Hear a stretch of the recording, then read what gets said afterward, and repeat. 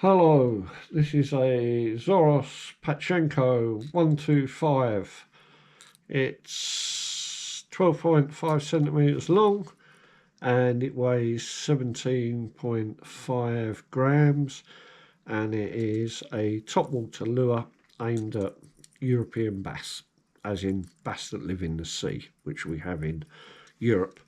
It's also probably the most popular topwater lure in Europe, certainly is in the UK, and it's a very good lure, made by the French company Xorus. It's cast extremely well. You can reel it straight back, you can twitch it, and you can walk the dog with it if you wish. I think walking the dog is quite overrated myself. I've caught more fish on top lures, either twitching or a sort of stop-start straight retrieve. But there we go, that's up to you, whatever you think's better. It's a very expensive lure. They cost about €28, £23, something like that. They're incredibly highly promoted, this lure.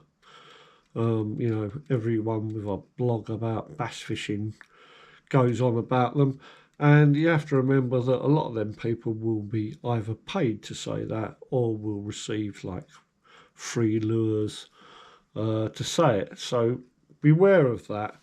I always think with these things it's a bit of a chicken and an egg situation. It's like the more people who use them, the more bass are going to get caught. That's quite obvious. This isn't my favourite topwater lure. My favourite topwater lure costs half the price of what these costs. You can buy copies of these, and I've used some, and some are good and some are rubbish. The ones that are good are the ones that have sort of equal size and weight to these. And they work exactly the same as these work, as do a lot of other topwater lures. So bear that in mind before you rush out and spend €28 on one. I also, from what I read, people will say, oh, they fish best in calm water. I don't find that at all. I've never understood that with topwater lures. Topwater lures fish quite well in rough water, I think. I know sometimes the waves knock them out of the water a bit and that, but that doesn't seem to matter to the fish.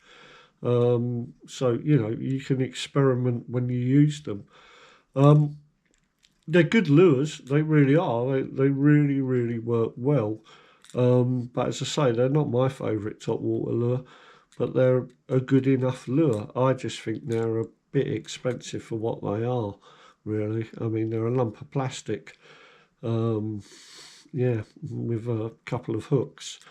I don't want to knock them because I know, they do work. I mean, I've caught fish on them, and plenty of people have caught fish on them. But there are other things that do the job just as well. It's worth thinking about that. And it's also worth thinking about how often you actually fish topwater lures for bass, really. I tend to quite a bit nowadays, just because I like, I don't know, I like seeing stuff taken off the top of the water. I fish a lot more topwater lures in freshwater nowadays as well, just because it's an exciting way to fish. But yeah, there we have it. It's a perfectly good lure. In my opinion, it's a lure that's way, way overhyped. As I say, you can catch fish on a hell of a lot of topwater lures, and a lot of them will do exactly the same job as this one.